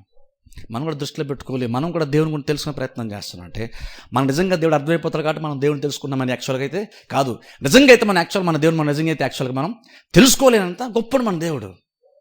కాబట్టి ఇక్కడ ఏదో నేనేదో చెప్పేస్తే మీకు అర్థమైపోద్ది అని, లేదా నేను చెప్తే మీరు అర్థం చేసుకోగలరని, లేదా మీరు తెలుగుగలరు కాబట్టి మీకైతే అర్థమైపోద్దని నేనైతే ఎప్పుడు అనుకోవట్లేదు. ఏ ప్రసంగం అయినా సరే చెప్పినప్పుడు లోతైన విషయాలు తెలుసుకోవడమో విశ్వాసక రెస్పాన్సిబిలిటీ. తెలుసుకోవాలనే దేవుడు కూడా తలంచుకుంటున్నాడు. కానీ చాలామంది ఈవెన్ వాక్యం బోధించాలి చాలామంది అని కూడా తెలుసా, ఈవెన్ విషయాలు లోతైన విషయాలు చెప్తే అవన్నీ చాలామందికి అర్థం కాదని అంటారు. యాక్చువల్గా సార్ విజయవాడలో ఒకసారి ప్రసంగం చేస్తూ ఒక పాస్టర్ గారు వచ్చి చెప్పినటువంటి మాట అని తెలుసా, అంత లోతైన విషయాలు చెప్తే వీళ్ళకి అర్థం కాదు, నేను సింపుల్గా చెప్పాను అన్నారు. లేదు పాస్టర్ వాళ్ళకి అర్థం అవుతుందని అన్నాను నేను. కానీ లేదా వాళ్ళకి అర్థం కాదు అంటున్నారు. బేసిక్గా మైండ్ సెట్ ఎలా ఉంటుంది అంటే వాక్యం చెప్పేవాళ్ళు కూడా వీళ్ళకి అన్నీ అర్థం కాదు, అన్నీ చెప్పాల్సిన అవసరం లేదు. మళ్ళీ దేవుడు అలా అనుకోవట్లేదు, కానీ మనుషులు అలా అనుకుంటారు. అంత లోతైన విషయాలు ఇలాంటివన్నీ చెప్పవాడు, సింపుల్గా పై పని 4 మాటలు చెప్పేస్తే సరిపోద్ది. లోతైన విషయాలు చెప్పకూడదు, ఎందుకంటే వాళ్ళకి అన్నీ అర్థం కావన్నట్టు వీళ్ళకి అన్నీ తెలియవు, అన్నీ అర్థం కావు కాబట్టి వీళ్ళకి పై 4 మాటలు చెప్తే సరిపోద్దని అనే మైండ్ సెట్తో ఆయన వాక్యం చెప్తున్నాడు వాళ్ళ చర్చలో. ఏం అర్థం కాదు, పెద్దగా అర్థం కాదని. కానీ అర్థం చేసుకోవాలని దేవుడు అనుకుంటున్నాడు. దేవుడు తను ఎంత గొప్పడైనా సరే ఖచ్చితంగా అర్థం కావాలని దేవుడు తలంచుకుంటున్నాడు. అందుకని వాక్యాన్ని మనకి ఇచ్చాడు. అందుకని పౌలు కూడా బోధిస్తున్నాడు. బోధిస్తూ కూడా సడన్గా ఏమనిపిస్తుంది అంటే నేను ఇన్ని చెప్తున్నాను, నేను రాస్తున్నాను, కానీ యాక్చువల్ నిజంగా దేవుడిని ఇంకా అర్థం చేసుకోవడం చాలా చాలా కష్టం. అన్ని చెప్పిన తర్వాత అంత ఎక్స్ప్లెనేషన్ ఇచ్చిన తర్వాత అంటున్నటువంటి మధ్యలో అంటున్నటువంటి మాట, ఆహా దేవుడు అంతా గొప్పడు, నిజంగా మనం అర్థము చేసుకోలేము. అలాంటి ఒక బీయింగ్ గురించి అంటే అలాంటి లక్షణాలు కలిగినటువంటి దేవుని గురించి మనం తెలిసే ప్రయత్నం చేస్తున్నాం. ఆయన ఎంత అద్భుతమైన వాడు అంటే ఆయన అంత ఈజీగా మనకు అర్థం కాడు. దేవుని యొక్క మనసు అంత ఈజీగా మనకు అర్థం కాదు. ఆయన యొక్క మార్గాలు, ఆయన యొక్క నిర్ణయాలు అంత ఈజీగా మనం తెలుసుకోలేకుండా ఒక ఆయన గురించి తెలిసిన ప్రయత్నం చేస్తున్నాం. కానీ తెలిసిన ప్రయత్నం చేసినప్పుడు ఓ పక్కన నువ్వు కొంత తెలుసుకున్నప్పుడు ఇంకా తెలుసుకోవాల్సిన చాలా ఉంది నీకు అర్థమైనటువంటి పాయింట్కి వచ్చినప్పుడు. అంటే ఏ పాయింట్? నువ్వు కొంత తెలుసుకున్నావు, ఆ తెలుసుకోవాలి నీకు అర్థమైంది ఏంటంటే ఇంకా తెలుసుకోవాల్సిన చాలా ఉంది, నాకు తెలియదు ఇంకా చాలా ఉంది నీకు అర్థమైనప్పుడు నీకు కూడా పౌలులాగానే ఆహా అనిపిస్తుంది. ఎందుకంటే తెలుసుకున్నందుకు ఒక సాటిస్ఫాక్షను, ఇంకా తెలుసుకోవాల్సిన చాలా ఉందనేటువంటి ఒక అంత గొప్పగా మన దేవుడు అనే ఎక్సైట్మెంట్ పౌలులాగా మనం కూడా యాక్చువల్గా రియాక్ట్ అవుతాం. ఆహా అని మనం కూడా అంటాం పౌలులాగా. మన దేవుడు, మనం నమ్మినటువంటి దేవుడు అంతా గొప్పవాడు. అందుకని పౌలు ఇక్కడ మాట మాట్లాడుతున్నాడు. ఇప్పుడు అందుకని చూడండి, ఈ దేవుని తెలిసిన ప్రయత్నం చేస్తున్నాం. అందుకే ఫస్ట్ ఆఫ్ ఆల్ చూడండి, అసలు దేవుని యొక్క ఉనికినే ఫస్ట్ ఆఫ్ ఆల్ మనం అర్థం చేసుకోవాలి. అందుకే చూడండి, బేసిక్ జనరల్ ఉంటే కొన్ని విషయాలు, లోకల్ ఉంటే కొన్ని విషయాలు కూడా ఈరోజు చెప్తాను నేను. ఇప్పుడు చూడండి, దేవుని తెలుసుకునే ప్రయత్నం చేస్తున్నాం. బేసిక్గా ప్రపంచం చూడండి, బేసిక్ కొంతమంది ఏమంటారంటే చాలామంది దేవుడు నమ్మిన వాళ్ళు ఉన్నా సరే, అంటే ఏదో ఒక దేవుడు నమ్మినటువంటి వాళ్ళు ఉన్నా సరే, ప్లస్ కొంతమంది అసలు దేవుడు లేడు దెయ్యం లేదు అనే వాళ్ళు కూడా చాలామంది ఈ రోజుల్లో ఉంటున్నారు. సైన్స్ డెవలప్ అయిపోయింది కాబట్టి, టెక్నాలజీ బాగా డెవలప్ అయిపోయింది కాబట్టి చాలామందికి ఉండేటువంటి ఒక ఆలోచన ఏంటంటే ఈ రోజుల్లో దేవుడు, ఈ రోజుల్లో దెయ్యాలని ఇంకా చాలామంది పట్టున్నారంట. అవేమీ లేవు. బేసిక్ మనుషులకు భయం ఉంది, ఆ భయాన్ని తీర్చుకోవాలి కాబట్టి దేవుడు అనేటువంటి ఒక శక్తిని, ఏదో ఒక వ్యక్తిని వాళ్ళు క్రియేట్ చేసుకున్నారు. ఎందుకంటే ఏదో ఒక ధైర్యం వాళ్ళకి ఉంటుంది, ఏదో సూపర్ పవర్ ఏదో ఉంది అని మనిషి గుడ్డిగా నమ్ముతున్నప్పుడు ఒక ధైర్యము, ఒక నిశ్చయత, ఏదో ఒక కంఫర్ట్ ఉంటుంది వాళ్ళకి, ఏదో ఒక తెలియనటువంటి ఒక ఆదరణ వస్తుంది. కాబట్టి దేవుడు లేడు కానీ దేవుడు ఉన్నాడు ఊహించుకుంటున్నారని చాలామంది ఈ రోజుల్లో చెప్పేవాళ్ళు చాలామంది ఉన్నారు, నాస్తికులే కానీ చాలామంది. కానీ చూడండి, బైబిల్ చెప్తారు మాట ఏంటంటే దేవుడు లేడని బుద్ధిహీనులు తమ హృదయంలో అనుకుంటారు. దేవుడు లేడనుకున్నటువంటి వాళ్ళు ఎవరని బైబిల్ చెప్తుందంటే వాళ్ళు బుద్ధిహీనులు అని బైబిల్ చెప్తుంది. ఆమె అంత కఠినంగా ఎందుకు దేవుడు రాసి ఉంచాడు ఆ మాట ఒకసారి ఆలోచించండి. దేవుడు లేడన్న వాళ్ళు గుడ్డితనం ఉన్నారనొచ్చు, లేదంటే వాళ్ళకి అర్థం కాదు అనొచ్చు, ఇంకేదో అనొచ్చు. కానీ దేవుడు లేడని బుద్ధిహీనుడు తన హృదయంలో అనుకుంటాడు అన్నమాట. బుద్ధిహీనుడు అన్న మాట ఎందుకు ఉంది? మనం బుద్ధిహీనుడు అన్నది బేసిక్ మనం తిట్టడానికి మనం వాడతాం, కొంతమంది చులకన చేయడానికి మాడతాం. కానీ బైబిల్లో మాట ఎందుకు బుద్ధిహీనుడు అన్న మాట ఎందుకు ఉందంటే దేవుడు లేడని నువ్వు అనాలంటే యాక్చువల్గా నీ కళ్ళ ముందు చాలా ప్రూఫ్ ఏదైతే దేవుడు ఉన్నాడు అనడానికి రుజువుగా ఉందో వాటన్నిటినీ కూడా నువ్వు కొట్టేయాలి, వాటన్నిటిని కూడా నువ్వు కాదంటే తప్ప దేవుడు లేడని నువ్వు అనగలవు. ఎందుకు బుద్ధిహీనుడు అంటే నీ కళ్ళ ముందు చాలా కనబడుతుంది, నువ్వు కళ్ళు మూసినా, నువ్వు కళ్ళు చేసినా నీ చుట్టూ దైవము అనేటువంటిది ఖచ్చితంగా ఉంది అని దేవుడు చెప్పకుండానే, దేవుడు ప్రూఫ్గా పెట్టకుండానే చాలా ప్రూఫ్లు ఈ ప్రపంచంలో ఉన్నాయి, ఈ సృష్టిలో చాలా ఉన్నాయి. అందుకనే నువ్వు దేవుడు సృష్టించినటువంటి భూమి మీద నిలబడి అన్నావు దేవుడు లేడు. అందుకని బైబిల్ అంతా దేవుడు లేడు బుద్ధిహీనుడు అనుకుంటారు. ఎందుకంటే దేవుడే క్రియేట్ చేసేటువంటి భూమి మీద నిలబడుతున్నావు, దేవుడే సృష్టించినటువంటి ఆక్సిజన్ పీలుస్తున్నావు, ఇంకా దేవుడు చేసే ప్రతి దాన్ని నువ్వు ఎక్స్పీరియన్స్ చేస్తూ కూడా దేవుడు లేడు అంటున్నారు కొంతమంది. అందుకని బైబిల్ అలాంటి వారిని ఆ కేటగిరీలో పెట్టి దేవుడు లేడని ఒకలే అనుకుంటారు. ఒకలాంటోలే, వాడు ఎంత చదువుకున్నా, వాడు ఎలాంటివాడైనా సరే కావచ్చు, వాడు బుద్ధిహీనుడే. ఎందుకు బుద్ధిహీనుడు అంటే అన్ని ఉండి కూడా కళ్ళ ముందు అంతా క్లియర్ కనబడుతున్నా సరే ఇంక నువ్వు అర్థం చేసిన శక్తి లేదు. ఆ దేవుడు ఎవరు అనేది పక్కన పెట్టేస్తా, కనీసం దేవుడు ఉన్నాడని తెలియదు వాళ్ళకి. యేసుక్రీస్తు దేవుడు కాదని కూడా బుద్ధిహీనుడు బైబిల్ లేదు. దేవుడు లేడు అనుకునేటువంటి వాళ్ళందరూ కూడా బుద్ధిహీనులే. అంటే బేస్ స్టెప్ ఏంటి? దేవుడు ఉన్నాడని ఫస్ట్ ఆఫ్ ఆల్ ఒక మనిషి కనిపిస్తే అప్పుడు ఆ దేవుడు ఎవరైనా వెతికే ప్రయత్నము చేస్తాడు, అప్పుడు నిజమైన దేవుని దగ్గర రాగలుగుతాడు. అసలు దేవుడే లేడు అన్నప్పుడు దేవుని వెతకట్లేదు, అప్పుడు దేవుని దగ్గరికి రాలేడు. అందుకనే దేవుడు మాట రాసి ఉంచాడు. దేవుడు లేడని కనుక ఎంత ప్రపంచాన్ని నువ్వు చూస్తూ, ఇంత పద్ధతిగా పనిచేస్తున్న ప్రపంచాన్ని నువ్వు చూస్తూ దేవుడు లేడని అసలు ఎలా అనగలం అసలు? అందుకనే దేవుడు లేడని బుద్ధిహీనులు తమ హృదయంలో అనుకుంటారని బైబిల్లో ఉంది. అందుకని బైబిల్ ఒకసారి చూడండి, ఆది కాండంలోకి వెళ్దాం చూడండి. ఒకసారి ఆది కాండం 1వ అధ్యాయం 1వ వచనం చదువుతాం చూడండి. ఒకసారి ఆది కాండము 1వ అధ్యాయం 1వ వచనం మనందరూ తెలిసినటువంటిది. అది జస్ట్ అయినా ఒకసారి మామూలు తీసి చదివితే మీరు బైబిల్లో మీరు దాన్ని చూడండి. ఆది కాండము 1వ అధ్యాయం 1వ వచనం చూడండి. ఆది యందు దేవుడు భూమి ఆకాశములను సృజించాను. ఇక్కడ చూడండి, ఆది యందు దేవుడు భూమి ఆకాశం సృజించాను. ఇక్కడ చూడండి, బైబిల్లో ఫస్ట్ పేజ్లో ఫస్ట్ లైన్లో ఉన్నటువంటి మాట ఏంటో తెలుసా? ఫస్ట్ పేజ్లో ఫస్ట్ ఉన్న మాట ఏంటంటే దేవుని గురించి మాట. ఇక్కడ సృష్టి గురించి ఉందనుకుంటాం, కానీ సృష్టి కంటే ముందు సృష్టికర్త గురించి మెన్షన్ చేయబడింది. చూడండి, అందుకు చూడండి, ఆది యందు దేవుడు భూమి ఆకాశం సృజించాను. ఆది యందు భూమి ఆకాశమును సృజించాను లేదు, ఆది యందు దేవుడు అంటే ఒక సమయం స్టార్ట్ అయ్యింది, ఒక సృష్టి అనేటువంటి కార్యం స్టార్ట్. సృష్టి అనేది స్టార్ట్ అయినప్పుడే టైం కూడా స్టార్ట్ అయ్యింది. అలా స్టార్ట్ అయినప్పుడు ఎక్కడ స్టార్ట్ అయింది అంటే దేవుడి దగ్గర స్టార్ట్ అయింది. అది ఒక చెప్పండి, దేవుడు దాన్ని స్టార్ట్ చేశాడు. ఆది యందు అంటే స్టార్టింగ్ వెనక్కి వెళ్ళిపోతే స్టార్టింగ్లో దేవుడు ఉన్నాడని బైబిల్ ఇక్కడ మనం చూస్తున్నాం. ఆది యందు దేవుడు భూమిని ఆకాశమును సృష్టించాడు. ఇక్కడ చూడండి, దేవుడు సృష్టించాడని మా బైబిల్ మనం చూస్తున్నాం. కానీ యాక్చువల్ అక్కడ ఇంకొక మాట కూడా ఏముందంటే సృష్టి ఆరంభము కాకమునిపై దేవుడు ఉన్నాడని బైబిల్ ఇక్కడ ఉంది. ఇప్పుడు చూడండి, అయితే కొన్నిసార్లు చూడండి, జస్ట్ ఆలోచించండి. ఇక్కడ క్రియేషన్ గురించి ఉంది, సృష్టి గురించి ఉంది, దేవుడు ఎలా సృష్టించాడో అది కదా బైబిల్లో ఉంది ఇక్కడ అనుకుంటాం. కానీ దేవుడు ఇక్కడ సృష్టి గురించే రాసినప్పటికి కూడా ఆది యందు దేవుడు ఉన్నాడు అన్న మాట ఆ స్టేట్మెంట్లోనే మనకు క్లియర్ కనబడిపోతుంది. ఆది యందు దేవుడు భూమి ఆకాశంను సృజించాను, భూమిని ఆకాశాన్ని దేవుడు చేశాడు అని చెప్తున్నప్పుడు ఆయన చేశాడంటే అర్థం ఏంటంటే భూమి ఆకాశము చేయబడక మునుపు ఆయన ఉన్నాడు. అంటే ఆదిలో ఆయన ఒరిజినల్గా ఆయన ఉన్నాడు, ఆయన తర్వాతే వచ్చింది. నువ్వు చూస్తున్నటువంటి భూమి కొంతమంది సైంటిస్టులు అయితే లక్షల సంవత్సరాల క్రితం అంటున్నారు. అలా చూసుకున్నప్పుడు దేవుడు దానికంటే ముందే దేవుడు ఉన్నాడని బైబిల్ ఇక్కడ ఉంది. కానీ ఇక్కడ ఆశ్చర్యం తెలుసా, దేవుడు యాక్చువల్గా నేను అనుకున్న నార్మల్ మనుషులకు జ్ఞానం బట్టి చూస్తే దేవుడు సృష్టి గురించి మాట్లాడడానికి మునుపు తన గురించి కూడా ఒక 2 వచనాలు చెప్తే బాగుంది కదా అనిపిస్తుంది నార్మల్గా. ఎందుకంటే దేవుడు ఇక్కడ యాక్చువల్గా తాను ఉన్నాడు అన్న దాన్ని చెప్పట్లేదు. ఇక్కడ సృష్టిని చేసేటప్పుడు దేవుడు చేశాడన్న స్టేట్మెంట్ బైబిల్లో ఉంది. అంటే ఒక రకంగా ఏంటంటే సృష్టి జరిగింది, సృష్టి యొక్క దాని గురించి దేవుడు రాసించాడు, కానీ తన గురించి దేవుడు పెద్దగా ఏమి అక్కడ రాయించలేదు.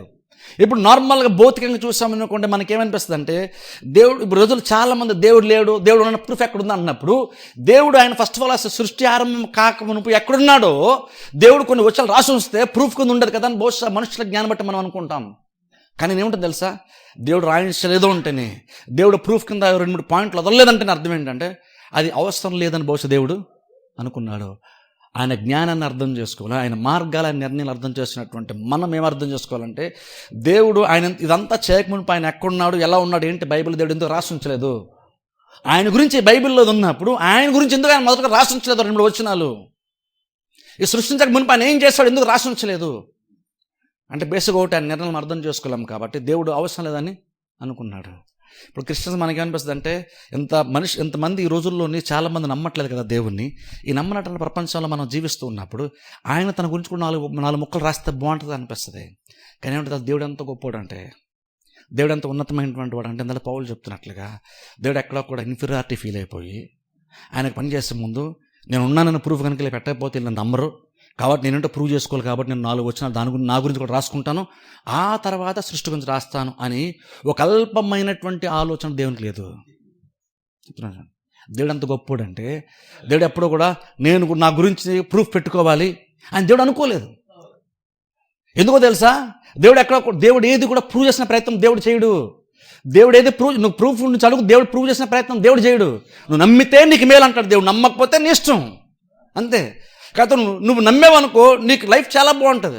నువ్వు నమ్మితే నీకు చాలా ప్రశ్నలకి నీకు జవాబు దొరుకుతుంది. నేను ఉన్నాను నమ్మితే. ఈ సృష్టి గురించి రాసేటప్పుడు నేను చెప్తున్నాను, దేవుడు అంటున్నాడు నేను ఉన్నాను, నేను ప్రూవ్ చేసుకోను, నేను ప్రూవ్ చేసిన అవసరం నాకైతే లేదు.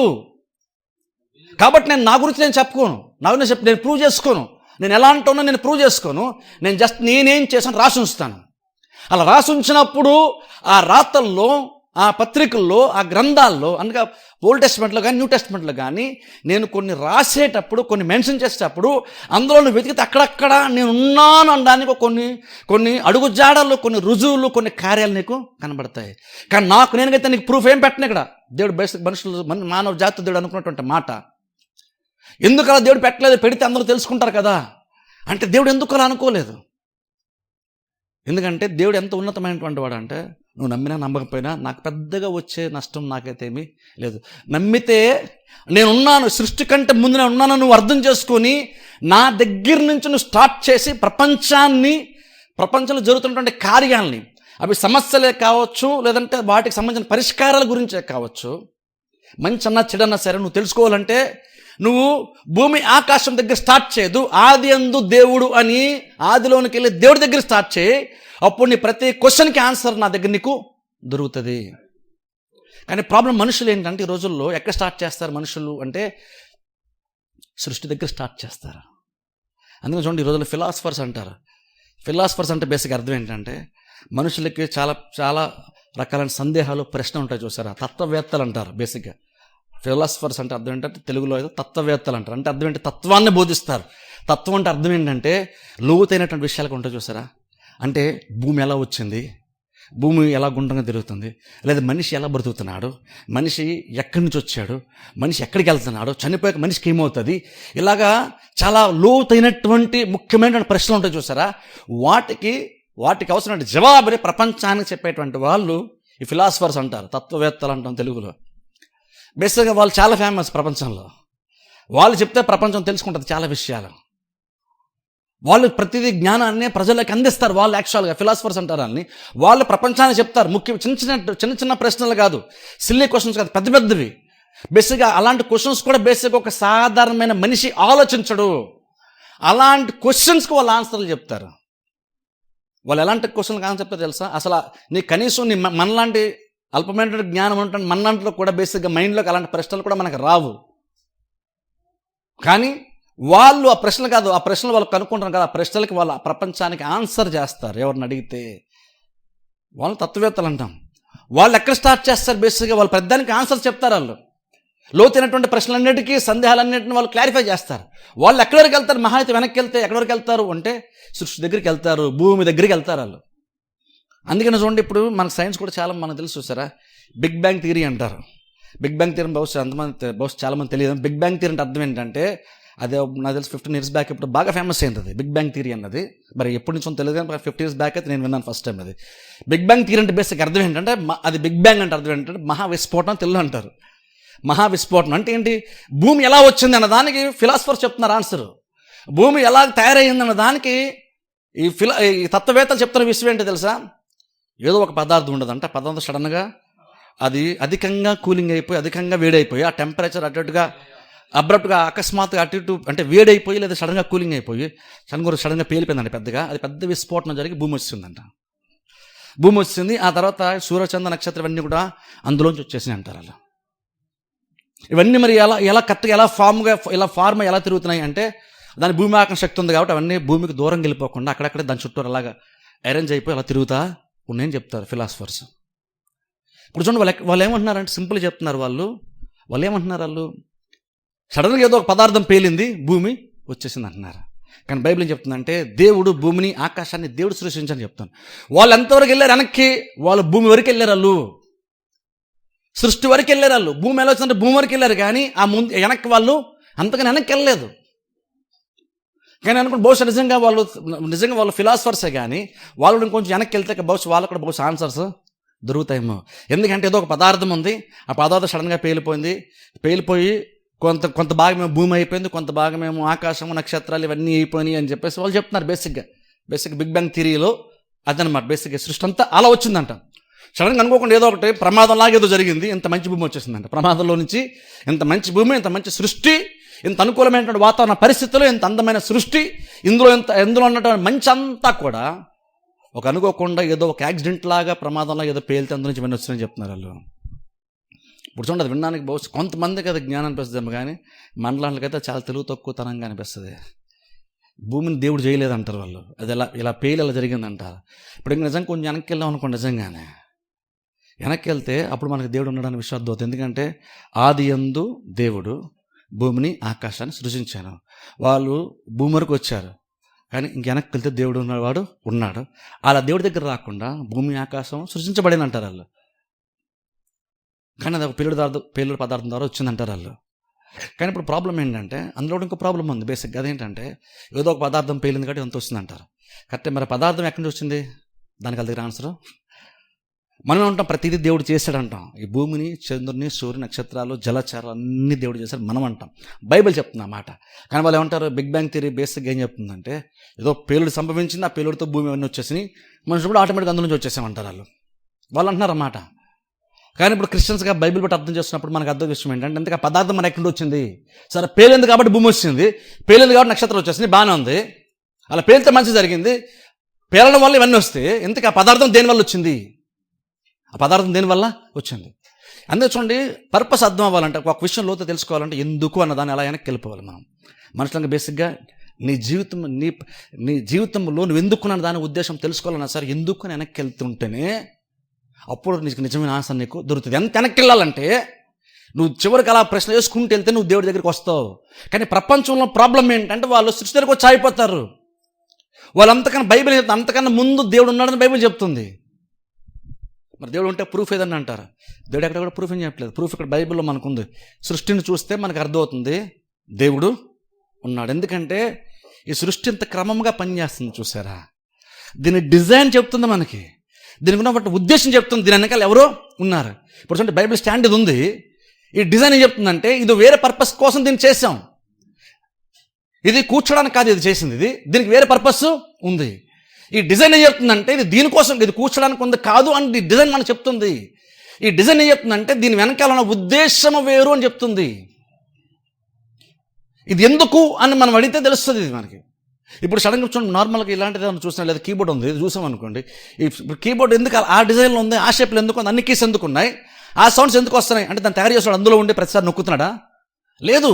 దాన్ని ఎవరో దానికంటే బయట ఉన్నవాడు ఎవరో తయారు చేశాడు, దాన్ని మనం ఇక్కడ యూజ్ చేసుకుంటున్నాం. అదేం చెప్తుంది? ప్రతి దాని వెనకాల కూడా దాని డిజైన్ చూస్తే తెలిసిపోద్ది. దాని వెనకాల ఎవడో ప్లాన్ ప్రకారం ఒక కార్యాన్ని చేసేయడానికి డిజైన్ చెప్తుంది. అలా ఇక్కడ ఉన్నటువంటి చైర్సే కానివ్వండి, ఏ ఎక్విప్మెంట్ తీసుకున్నా, ఏ మెటీరియల్ తీసుకున్నా సరే అన్నీ ఒకేలాంటి షేప్లో లేవు, అన్నీ ఒకేలాంటి సైజులో లేవు, అన్నీ ఒకేలాగా లేవు. ఎందుకు లేవు అంటే ఒక్కొక్క దానికి ఒక్కొక్క ఉద్దేశము ఉంది, ఆ ఉద్దేశంతో తయారు చేయబడింది. అందుకని ఆ వస్తువును చూసినప్పుడు, ఆ డిజైన్ చూసినప్పుడు అది ఎందుకు అలాగే ఎందుకుంది అన్నప్పుడు దాని వెనకాల ఒక ఉద్దేశం ఉంది అని మనకి అర్థమవుతుంది. అప్పుడు ఇంకా లోతుగా ఆలోచిస్తే ఆ ఉద్దేశం ఏంటో మనకి తర్వాత తెలుస్తుంది. ఇప్పుడు అలాగే సృష్టిని అంతే, సృష్టి ఎందుకు ఇలాగ ఎందుకు ఉంది, ఇదంతా ఎందుకు ఇలా ఉంది అంటే దీని వెనకాల ఒక ఆయన నుండి ఒక పద్ధతి ప్రకారం క్రమముగా దేవుడు దీన్ని ఆర్గనైజ్ చేశాడు. ఊటినేదో ఒక పేలుడికి ఒక సైడ్ ఎఫెక్ట్గా ఇది వచ్చేయలేదు. ఏదో జరిగిపోతే ఇంత మంచి భూమి వచ్చేసింది, ఇంత మంచి మనుషులు వచ్చేసారు ప్రపంచంలోనికి, ఇది అలా కంటిన్యూ అయిపోతుందని కాదు. ఇప్పుడు అందుకే చూడండి, పేలిపోతే ఇవన్నీ వచ్చేసినాయి. ఆ పేలుడు వల్ల అంటే పెద్ద పేలుడు జరిగి ఇవన్నీ వచ్చినట్టు చూసారా. పై మళ్ళీ వాళ్ళని చెప్తారు, ఈ గ్రావిటీ వల్ల అంటే భూమి ఆకర్షణ శక్తి వల్ల ఇవన్నీ కూడా దూరంగా చెదిరిపోకుండా భూమి చుట్టూరు ఉన్నాయి అలాగా పద్ధతిగా అంటారు. ఇప్పుడు అలా ఆలోచిస్తే నిజం గ్రావిటీ అప్పుడు ఎక్కడి నుండి వచ్చింది? సరే ఏదో పదార్థం ఉంది, పేలింది, మరి గ్రావిటీ ఎక్కడి నుండి వచ్చింది? దానికి ఆన్సర్ మనుషులకి దొరకదు. ప్రాబ్లం ఏంటంటే నువ్వు ప్రతిదీ కూడా నువ్వు ఎందుకు ఇది అని అనుకుంటూ వెనక్కి వెళ్తానే, ఎందుకు అన్న ప్రశ్న సరిగ్గా నిజంగా వేసుకుంటేనే, నిజాయితీగా వేసుకుంటేనే ఎలాంటిడైనా సరే చివరికి దేవుని దగ్గరికే వస్తాడు. సృష్టిని దాటి వెనక్కి వెళ్ళి దేవుని దగ్గరికి వస్తాడు. ఎందుకని అడిగితే ఇప్పుడు ఇక్కడ ఎగ్జాంపుల్ మనం ఎందుకున్నామండి, మనం ఎందుకున్నాము అంటే ఆ క్వశ్చన్ కూడా ఆన్సర్ కనుక నువ్వు సరిగ్గా కనుక నువ్వు ఎందుకున్నాను అని కనుక నువ్వు ఆలోచించుకుంటే అది కూడా చివరికి దేవుడి దగ్గరికి వెళ్తుంది. సో దేవుడి దగ్గరికి వెళ్తాం మనం కూడా. మనం అనుకుంటాం బేసిక్గా మన పిల్లలు పుట్టినట్టు ఏమనుకుంటామంటే వాళ్ళు బాగా చదువుకోవాలండి అనుకుంటాం. సరే ఎందుకు చదువుకోవాలని అడిగామనుకోండి, వాళ్ళు చదువుకుంటే మంచి జాబులు వస్తాయి. సరే మంచి జాబులు వస్తాయి, సరే మంచి జాబులు వస్తాయి ఏంటి, ఎందుకు మంచి జాబు అంటే బాగా సంపాదించుకుంటారు. సరే ఎందుకు సంపాదించుకోవాలి? అన్ని బాగా కొనుక్కుంటారు, లగ్జరీగా హ్యాపీగా బతుకుతారు. హ్యాపీగా ఎందుకు బతకాలి? అలా ప్రశ్నించుకుంటూ వెళ్ళాం అనుకోండి, చివరికి ఎక్కడికి వెళ్తాం? ఓ టైం వస్తే చచ్చిపోతాం. సరే చచ్చిపోయినప్పుడు ఎందుకు ఎక్కడికి వెళ్తాం? ఎందుకు చచ్చిపోతాం, ఎందుకు పుట్టాం? ఇలాగ ప్రతి క్వశ్చన్ కూడా అలా అడుగుతా వెనక్కి వెళ్తా చివరికి నువ్వు దేవుడి దగ్గరికి వెళ్ళకపోతే నీకు అన్నీ వ్యర్థం అనిపిస్తుంది. నీకు అది చివరికి నువ్వు ప్రతీది కూడా దేవుడు అన్న దాని దగ్గర వెళ్ళకపోతే నువ్వు నిజంగా ప్రశ్న సరిగ్గా చేసుకుంటూ వెళ్తే ప్రతి క్వశ్చన్ ఆన్సర్ దేవుడి దగ్గరికి వెళ్తుంది. ఎందుకు దేవుడి దగ్గరికి వెళ్తుంది చెప్తానంటే ప్రతిదీ దేవుడిలో నుంచి వచ్చిందని బైబిల్ ఇక్కడ చెప్తుంది. కాబట్టి నువ్వు అలా వెనక్కి వెళ్ళే కొద్ది నువ్వు సరిగ్గా వెళ్ళాల్సినంత దూరం కనుక నువ్వు వెనక్కి వెళ్తే చివరి నువ్వు దేవుడి దగ్గరికి వెళ్తావు. కానీ ప్రాబ్లం ఏంటంటే మనుషులు అంతవరకు వెళ్ళరు. ఫిలాసఫర్స్ చెప్పిన చూస్తారు, ప్రతిదానికి ఆన్సర్ చేస్తారు. ఎంతవరకు వెళ్తారు వాళ్ళు? భూమి వరకు వెళ్తారు. అందులో ఇన్ని లక్షల సంవత్సరాల క్రితం భూమి ఉంది. ఆ భూమిలో ఉన్నాయి ఒకప్పుడు ఇవన్నీ డ్రాగన్స్ ఇవన్నీ ఉండేవి, డైనోసార్లు ఇవన్నీ ఉండేవి, అవన్నీ ఏదో జరిగింది, అవన్నీ చచ్చిపోయి అంతరించిపోయి ఇలా చాలా చెప్తాం. ఎంతసేపు అక్కడక్కడే తిరుగుతున్నాం కానీ ఇంకా దాన్ని దాటి వెనక్కి మనం వెళ్తే బైబిల్ చెప్తున్న దగ్గరికి వస్తాం. ఎందుకంటే అక్కడ బైబిల్ చెప్తున్న మాట అంటే దేవుడు ఆదియందు దేవుడు భూమిని ఆకాశాన్ని దేవుడు సృష్టించాడు. అది ప్రాబ్లం ఏంటంటే మనం అలాగన్నా వెళ్ళట్లేదు, అలాగే ఎవరు కూడా ఆలోచించట్లేదు. బేసిక్గా మనమైనా సరే అలాగే ఆలోచించుకోవాలి.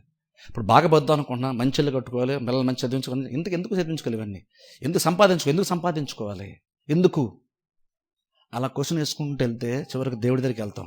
అక్కడికి వెళ్తే నీకు ప్రతిదీ అప్పుడు అల్పంగానే నీకు కనబడుతుంది. కాకపోతే మనం దేవుని దగ్గరికి వెళ్ళాం కాబట్టి నీకు ప్రతిదీ చాలా గొప్పగా కనబడుతుంది. ఈ సృష్టి నీకు పెద్ద అద్భుతమే. నువ్వు దేవుడి దగ్గరికి వెళ్ళినంత వరకు, నువ్వు దేవుడిని చూడనంత వరకు నీకు సృష్టి అద్భుతమే.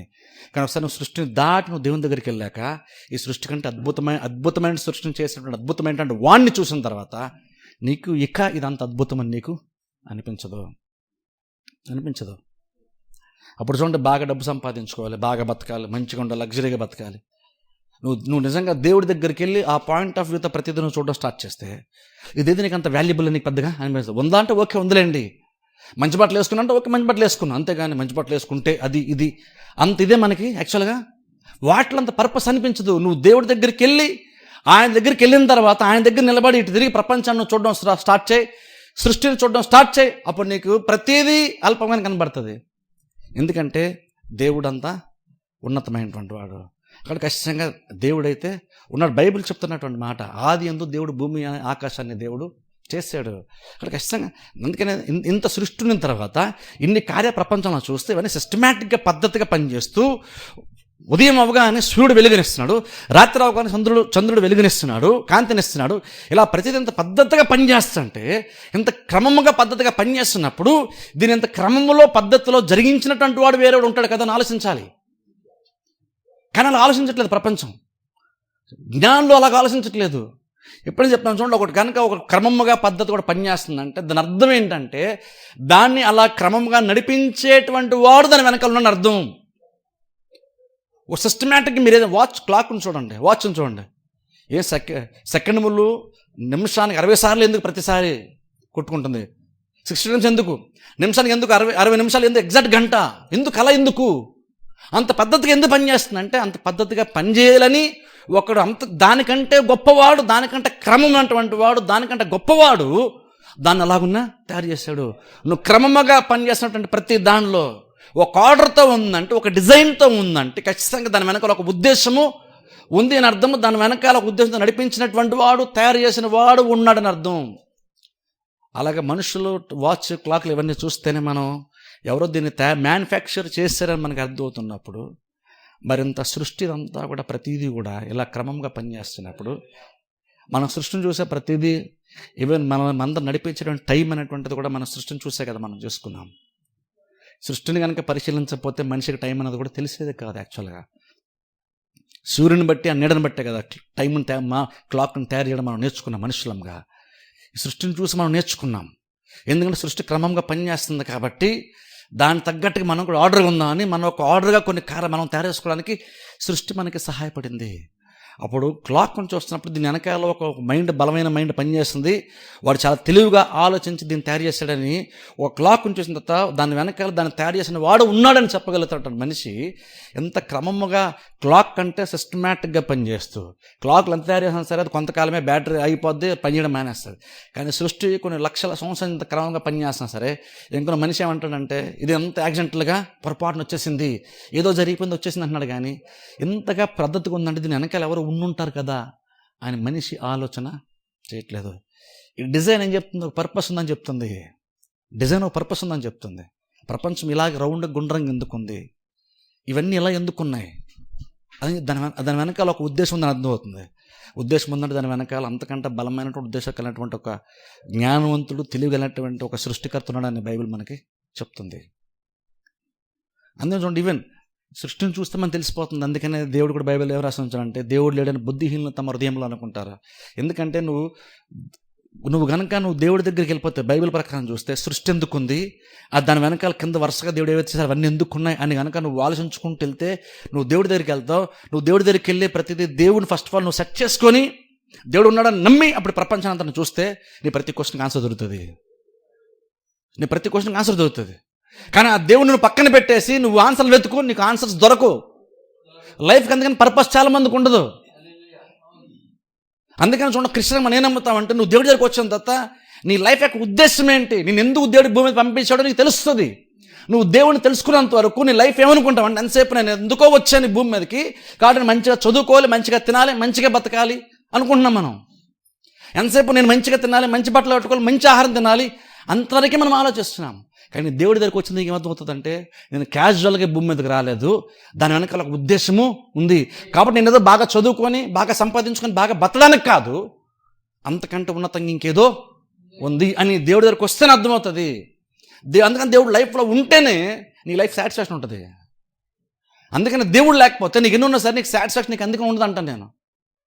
ఎందుకని మనం దేవుడు నమ్మాము కాబట్టి దేవుడు ఉండాలని చెప్పడానికి కాదు. దేవుడు ఉన్నాడు అన్నటువంటి క్వశ్చన్కి, దేవుడు ఉన్నాడా అన్న ప్రశ్నకు కనుక ఉన్నాడు అన్న ఆన్సర్ కానీ నీకు దొరికితే అప్పుడు ప్రపంచంలో ప్రతి ప్రశ్నకి నీకు ఆన్సర్ దొరికేస్తుంది. ఎందుకంటే ప్రతిదీ ఆయనలో నుండి వచ్చింది కాబట్టి, ప్రతిదీ ఆయన ద్వారా ప్రతిదీ సృష్టించబడింది, నిర్మించబడింది కాబట్టి ఆయన ఉన్నాడు అని కనుక నువ్వు దేవుడు ఉన్నాడా అన్న క్వశ్చన్ కనుక నీకు ఆన్సర్ దొరికేసి ఉన్నాడంటే దేవుడు అంటే అప్పుడు నీకు ప్రపంచం అంతా కూడా నీకు క్లియర్గా అర్థమైపోద్ది. నీకున్న ప్రతి ప్రశ్నకి జవాబు దొరికేస్తుంది. కానీ ఎప్పుడైతే మనము దేవుడు లేడు అంటామో అప్పుడు నీ లైఫే చాలా పెద్ద కన్ఫ్యూజన్ అయిపోద్ది. ఎందుకంటే దేవుడు అన్న లేకపోతే సృష్టి ఎలా వచ్చింది? యాక్సిడెంట్గా సృష్టి వచ్చేస్తే మరి నేను యాక్సిడెంట్లు నేను ఎలా వచ్చాను? ఇంతకీ నేను ఎందుకుంటాను? నేను ఎందుకు బతుకుతున్నాను? నేను ఎలా వచ్చాను అసలుకి? నేను ఎలా బతుకున్నాను? చచ్చిపోతే నేను ఎక్కడికి వెళ్తాను? దీనికి ఆన్సర్స్ దొరకవు. కానీ దేవుడు ఉన్నాడన్న పాయింట్కి వస్తేనే మనిషికి ఉన్నటువంటి ప్రతి ప్రశ్నకి జవాబు మనకి యాక్చువల్గా దొరుకుతుంది. అందుకని ఫస్ట్ ఆఫ్ ఆల్ దేవుడు ఉన్నాడా అంటే దేవుడు ఉన్నాడని బలంగా ఒక మనిషి నమ్మడం అందుకని అంత ఇంపార్టెంట్. దేవుడు లేడన్న లైఫ్ అనేటువంటిది ఎప్పుడు కూడా చాలా కన్ఫ్యూజింగ్గానే ఉంటుంది. ఎందుకంటే నువ్వు దేవుడి దగ్గర రాదు కాబట్టి నీకు ఏది అర్థం కాదు. నీకు ఎందులోనూ కూడా నీకు అర్థం పరమార్థం నీకు దొరకదు. ఎందులో కూడా ఎందుకు దేనిలోనూ దొరకదు మనకి. కానీ అందుకే సింపుల్ ఒక్క ప్రశ్న ఇది, దేవుడు ఉన్నాడంటే నిజంగానే దేవుడు ఉన్నాడండి అని కనుక నువ్వు అక్కడ దేవుడు ఉన్నాడు అన్న దగ్గర నీ లైఫ్ నువ్వు స్టార్ట్ చేస్తే ప్రతిదీ నువ్వు ఆలోచించుకుంటా ప్రశ్నించుకుంటూ వెళ్తే నీకు ప్రతి క్వశ్చన్కి ఆన్సర్ దొరికేస్తుంది.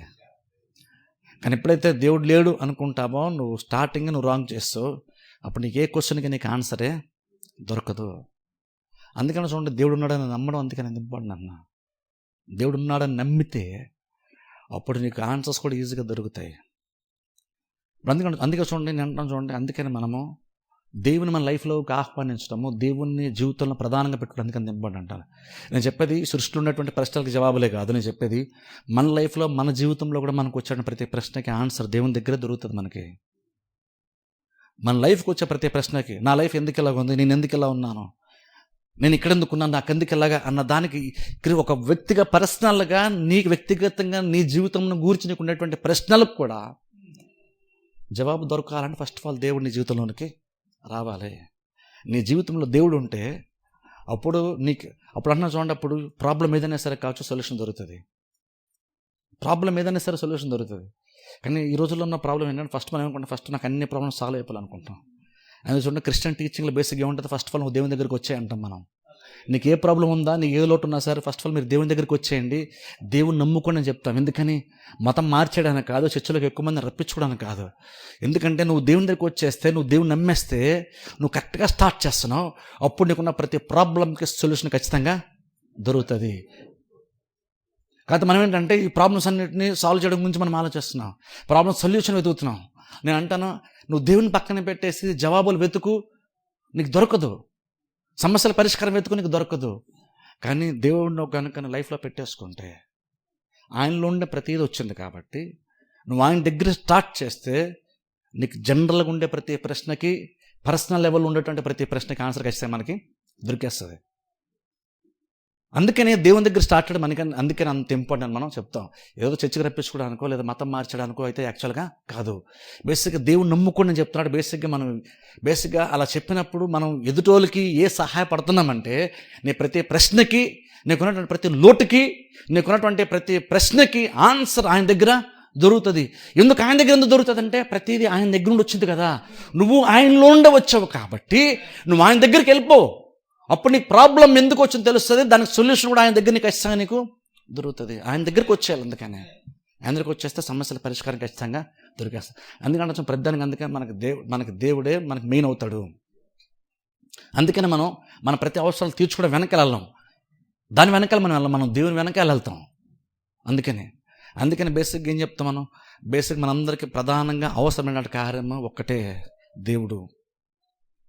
నీకు రాబడిది తక్కువ అవ్వచ్చు, నీకు ఆరోగ్యం అంత లేకపోవచ్చు, నీకు జీతం అంత రాకపోవచ్చు, నీకు అంతగా పెద్దగా నీకు అవసరాలు తీరేంత సామర్థ్యం నీకు లేకపోవచ్చు. కానీ ఇంకను వాటన్నిటికీ ఆన్సర్ ఏంటంటే దేవుడు నీ జీవితంలోనికి రావాలి. దేవుడు నీ జీవితంలోకి వచ్చేస్తే నీ ప్రతి క్వశ్చన్కి, నీకున్న ప్రతి లోటుకి జవాబు, పరిష్కారం ఖచ్చితంగా దొరికేస్తాయి. అందుకనే దేవుడు లేడని బుద్ధిహీనులు అనుకుంటారు. ఎందుకంటే దేవుడు చాలా విషయాలు ఇక్కడ సృష్టిలో పెట్టాడు. దేవుడు ఏది కూడా ప్రూవ్ చేయడానికి అయితే ప్రయత్నం ఖచ్చితంగా దేవుడు చేయట్లేదు. దేవుడు ఎంత గొప్పడు అంటే, దేవుడు నీ స్థాయిలో స్వల్పముగా ఆలోచించేవాడు కాదు. ఆయన చాలా గొప్పోడు. ఎంత గొప్పడు అంటే, నేను రేపు సృష్టి చేసిన తర్వాత కొన్ని సంవత్సరాలు గడిచిన తర్వాత కొంతమంది తెలివిగల వాళ్ళు, సైంటిస్టులు వచ్చేసి సైన్స్ బాగా డెవలప్ అయ్యాక, టెక్నాలజీ బాగా డెవలప్ అయిపోయాక నేను లేనంటారేమో. దేవుడు అలా ఆలోచించి మనుషులు ఏదో ప్రశ్నిస్తారు, నేను దానికి జవాబు చెప్పలేకపోతే నా పరిస్థితి ఏంటి? దేవుడు అంత అల్పంగా ఆలోచించుకున్నాడు, నా పరిస్థితి ఏంటి? దేవుడు అలాగ ఆలోచించుకున్నాడు కాదు. అందుకని దేవుడు ఏం ప్రూఫ్ ఏం పెట్టట్లేదు. నేను భూమి ఆకాశాన్ని చేశాను దేవుడు చెప్పాడు అంతే. నేను భూమి ఆకాశాన్ని సృష్టించాను అంతే. అప్పుడు సృష్టిని చూడు, నేనున్నానని నీకు తెలుస్తుంది.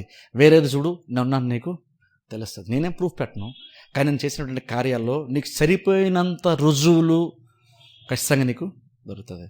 దేవుడు పెట్టలేదు అవి, కానీ దేవుడు చేస్తున్న కొలది నువ్వు వెతికితే అక్కడక్కడ దొరుకుతున్నాయి. అందుకనే రూఢిగా ప్రపంచం ఏం నమ్మాలంటే దేవుడు ఖచ్చితంగా ఉన్నాడు. ఆ దేవుని పక్కన పెట్టేస్తున్నాం కాబట్టి ప్రపంచం ఎంత కన్ఫ్యూజను. అందుకని మనుషులు చూడండి భయంకరమైన కార్యాలు ఈ రోజుల్లో చేస్తుంటారు. ఎందుకు చేస్తారో తెలియదు, అలాంటి కార్యాలు చేస్తారు. బేసిక్గా సైన్స్ డెవలప్ అయింది కాబట్టి ఇప్పుడు అందరూ ఏమంటారంటే ఆ టైంలో వాళ్ళ బ్రెయిన్లో కెమికల్ రియాక్షన్ అండి అంటారు. అంటే బేసిక్గా ఏం చెప్తారంటే నీ బ్రెయిన్ నువ్వే నమ్మట్లేదు. ఇప్పుడు అంత కెమికల్ అండి, అంత ఆటోమేటిక్ జరిగిపోతుందండి, వాళ్ళు అందుకని ఆ టైంలో ఎలా చేశారండి అంటున్నాం. అంటే బేసిక్గా కెమికల్ రియాక్షన్ వల్ల అంటే అర్థం ఏంటి, బేసిక్గా నీ బ్రెయిన్ నువ్వు కూడా నమ్మడానికి వీల్లేదని అర్థం. సరే అక్కడ ఎంత కన్ఫ్యూజ్ వస్తుంది చూడండి. అప్పుడు ఎందుకంటున్నాను చూడండి, దేవుడి దగ్గర స్టార్ట్ చేస్తే ప్రతి క్వశ్చన్కి ఆన్సర్ ఖచ్చితంగా మనకి దొరికేస్తుంది. ఎందుకంటే చూడండి, మనం నిజంగా దేవుడు ఉన్నాడు నమ్మి ఆ నిజమైన దేవుడిని తెలుసుకున్న దగ్గర మనం స్టార్ట్ చేస్తాం కాబట్టి ఇప్పుడు జీవితం పట్ల సరైన అవగాహన నిజంగా మనకు ఉండాలి. దేవుడు కనుక మన లైఫ్లో యాక్టివ్గా పనిచేస్తుంటే ప్రతి దాన్ని నువ్వు ఎలా చూస్తున్నావో ఒకసారి ఆలోచించుకోండి. దేవుడి దగ్గర నువ్వు స్టార్ట్ చేయాలని చెప్పుకున్నాడు, ప్రపంచం నీకు క్లియర్గా ఎలా కనబడుతుందో ఆలోచించుకోండి. అన్నిలాగానే మనం కూడా దేవుడు లేడని చెప్పుకునే వాళ్ళు ఎలాగైతే ప్రపంచాన్ని చూస్తున్నారో అలాగే చూస్తున్నామా, లేదా నిజంగా దేవుని తెలుసుకున్నాం కాబట్టి ఇప్పుడు దేవుని దగ్గరికి వచ్చి ఇప్పుడు తిరిగి ప్రపంచాన్ని చూస్తున్నాం కాబట్టి ప్రపంచం కరెక్ట్గా అర్థమవుతుందా ఆలోచించుకోవాలి.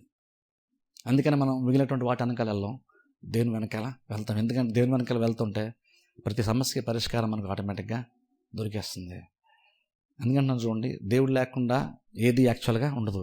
నువ్వు దేవుడు లేకుండా ఎన్నైనా సంపాదించుకో, ఇంకను నీ జీవితానికి సార్థకత అందుకే దొరకదు, దేవుడు లేడు కాబట్టి.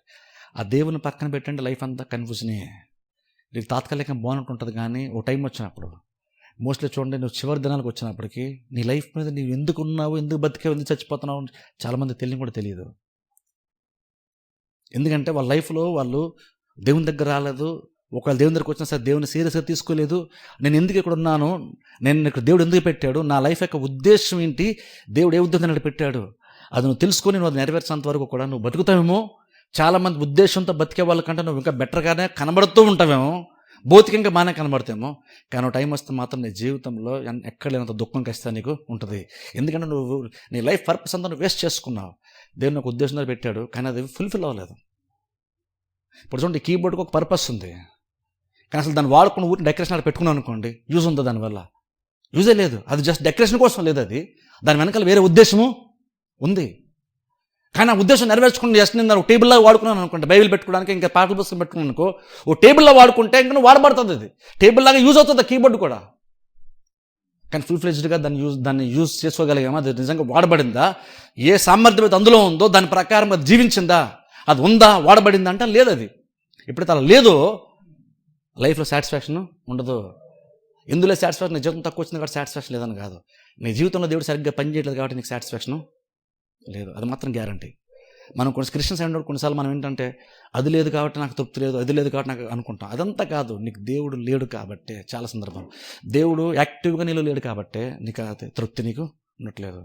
ఎందుకంటే చూడండి, క్వశ్చన్స్కి ఆన్సర్ దొరకాలంటే లోతుగా ఆలోచించుకోవడం స్టార్ట్ చేయండి. ఎందుకున్నామో ఆలోచించుకోండి, ఎందుకు బతుకుతున్నాం.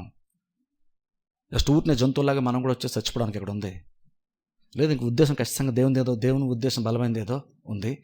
అది నీకు తెలియాలంటే నువ్వు దేవుని దగ్గరకు వచ్చి స్టార్ట్ చేస్తేనే ఉద్దేశం అంటే నీకు తెలుస్తుంది. అది అర్థమైతే అప్పుడు నీకు తృప్తి అక్కడ నీకు స్టార్ట్ అవుతుంది, దేవుని దగ్గర స్టార్ట్ అవుతుంది తృప్తి.